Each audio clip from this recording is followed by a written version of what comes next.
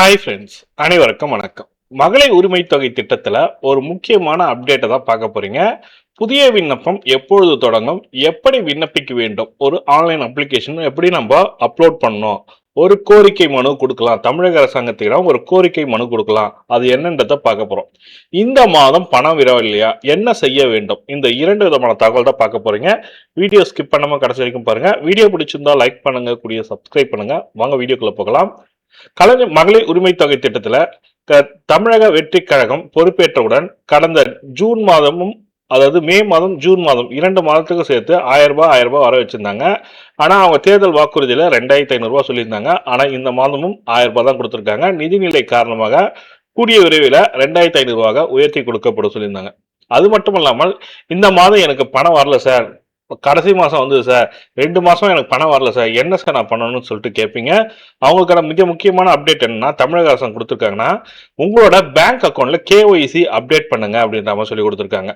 நீங்க இந்தியன் பேங்கோ இல்ல போஸ்ட் ஆபீஸ்லயோ 2 பேங்க்ல ஒரு அக்கௌண்ட் வச்சிருக்கீங்கன்னா, எந்த பேங்கையாவது நீங்க ஆதார் கார்டு கொடுத்து கேஒய்சி அப்டேட் பண்ணிருக்கீங்களா பாருங்க.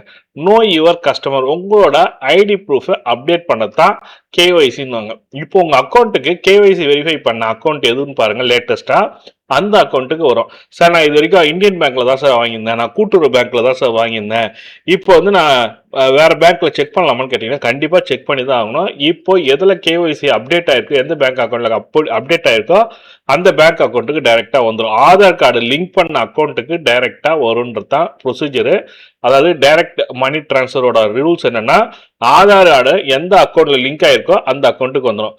மேக்ஸிமம் போஸ்ட் ஆஃபீஸ்ல ஓபன் பண்ற அக்கௌண்ட்டுக்கு உடனடியாக பணம் வந்துடும். அதனால போஸ்ட் ஆஃபீஸ்ல அக்கௌண்ட் தான் செக் பண்ணுங்க.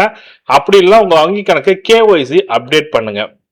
மகளிர் உரிமை தொகை திட்டம் மகளிர் அந்த ஒவ்வொரு தாலுக்காலையும் அதுக்கான டிபார்ட்மெண்ட் இருக்கு. இந்த மாதம் பணம் வரலைன்னா அங்க போய் புகார் கொடுக்கலாம்.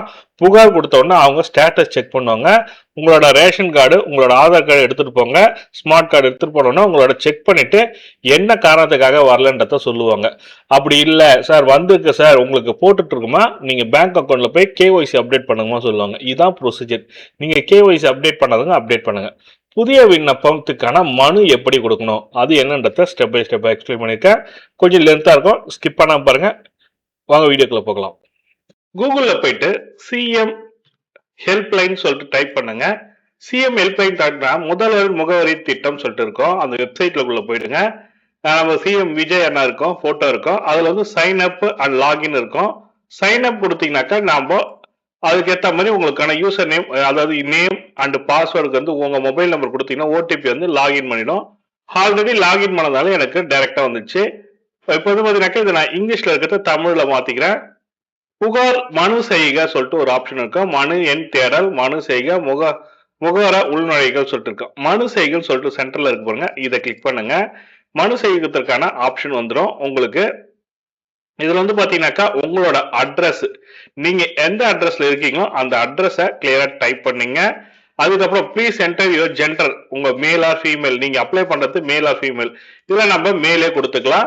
அதுக்கப்புறம் A are you disability person கேட்டிருக்காங்க, மாற்றுத்திறனாளியே கேட்டிருக்காங்க, நான் நோன்னு கொடுத்துருக்கேன். நீங்க எந்த பப்ளிக்கா அல்லது பொது தனி சங்கம் இண்டிவிஜுவல் அசோசியேஷன் சொல்லியிருக்காங்க, நான் பப்ளிக் இல்ல நான் இண்டிவிஜுவல் சொல்லிக்கிறேன். எனக்கு தான் நான் அப்ளை பண்ணிக்கிறேன். என்னோட 12 டிஜிட் ஆதார் நம்பரை டைப் பண்ணோம். இந்த 12 டிஜிட் ஆதார் நம்பர் டைப் பண்ணி முடிச்ச உடனே கிரீவன்ஸ் வந்து பாத்தீங்கன்னாக்கா என்ன டைப் பண்ண போறீங்கன்னாக்கா, என்ன கிரீவன்ஸ் கொடுக்கலன்னா, ஆல்ரெடி நான் அப்ளை பண்ணியிருக்கேன், எனது விண்ணப்பம் ஏற்கப்பட்டிருக்கும், இதுவரை உரிமை தொகை வரவில்லை, ஆதார், ரேஷன் கார்டு மற்றும் வங்கி கணக்கு அனைத்தும் சரியாக இணைக்கப்பட்டுள்ளது, தயவு செய்து எனது விண்ணப்பத்தை சரிபார்த்து உரிமை தொகை வழங்க நடவடிக்கை எடுக்கும் சொல்லிட்டு கேட்டிருக்கேன். அப்படி இல்லை நான் புதிதாக விண்ணப்பிக்கிறேன்னா, நான் புதிய மகளிர் உரிமை தொகை திட்டத்தில் புதிதாக விண்ணப்பிக்கிறேன் என்று சொல்லியும் கொடுக்கலாம். ஆனா முக்கியமானது பாத்தீங்கன்னாக்கா உங்களோட ஆதார் எண், ரேஷன் கார்டு எண், விண்ணப்பத்தின்கான மொபைல், நீங்க ஆல்ரெடி விண்ணப்பித்தீங்கன்னா அதுக்கான எண் கொடுக்கலாம். அப்படி இல்லைன்னா நீங்க விட்டுடலாம். மொபைல் எண் அண்ட் வங்கி எண், வங்கி கணக்கு புத்தகத்தின் எண்ணு கேட்டிருக்காங்க. இந்த மொபைல் எண்ணும் வங்கி கணக்கு எண்ணும் ஆதார்ல மூணுத்திலையும் ஒரே நம்பர் இருந்ததுன்னா மேக்சிமம் கிடைப்பதற்கான வாய்ப்பு இருக்கு. கவர்மெண்ட் ஆஃப் குறை தொடர்புடைய அரசு துறை கேட்டிருக்காங்க, கவர்மெண்ட் டிபார்ட்மெண்ட் எதுன்னு கேட்டிருக்காங்க. நான் இது வந்து ரெவன்யூ டிபார்ட்மெண்ட்ல தான் வரும். ரெவன்யூ டிபார்ட்மெண்ட்டை நீங்க செலக்ட் பண்ணீங்க. ரெவன்யூ அண்ட் டிசாஸ்டர் மேனேஜ்மெண்ட் சொல்லிட்டு இருக்கோம், அதை கிளிக் பண்ணுங்க.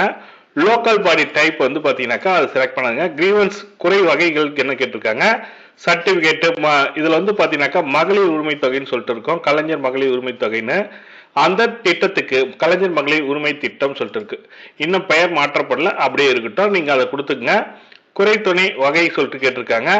அமௌண்ட் டிடெக்டட் பை பேங்க், எனக்கு அமௌண்ட் வந்து பேங்க்ல இருந்து எடுத்துட்டாங்க, approve but not credited account, எனக்கு வந்திருக்கு ஆனா என்னோட அப்ளிகேஷன் ஏற்கப்பட்டிருக்கு ஆனா என் பேங்க்குக்கு வரல.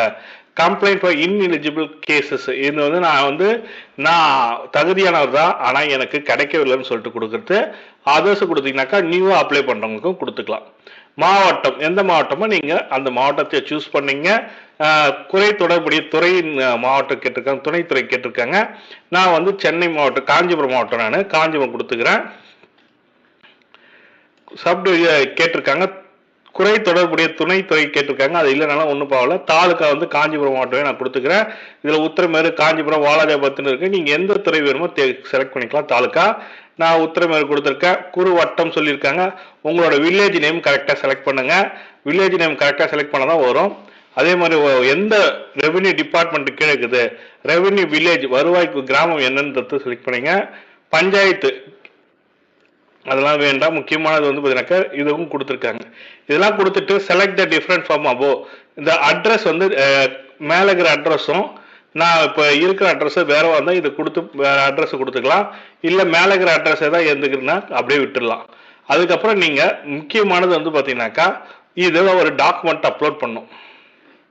முக்கியமான ஆவணம் வந்து பார்த்தீங்கன்னாக்கா என்ன அப்லோட் பண்ணா, ஃபர்ஸ்ட் உங்களோட ஆதார் கார்டு ஒரு photocopy, ration card, bank passbook and மின் கட்டணத்துக்கான ரசீது பில், இது 4 சேர்த்து ஒரு பேப்பர்ல வச்சு போட்டோ எடுத்து ஒரு இமேஜ் ஃபைலா சேர்த்து அப்லோட் பண்ணுங்க. ஒரு 50 கேபிலேருந்து 100 கேபிலேருந்து 50 கேபிக்குள்ள 50 எம்பிக்குள்ள இருக்கிற மாதிரி பார்த்துங்க. அவங்க கொடுத்துருக்கிறது 50 எம்பிக்குள்ள இருக்கிற மாதிரி தான் சொல்லியிருக்காங்க. நான் 4த்தையும் வச்சு போட்டோ எடுத்து இந்த டாக்குமெண்ட்டை நான் அப்லோட் பண்ணிட்டேன்.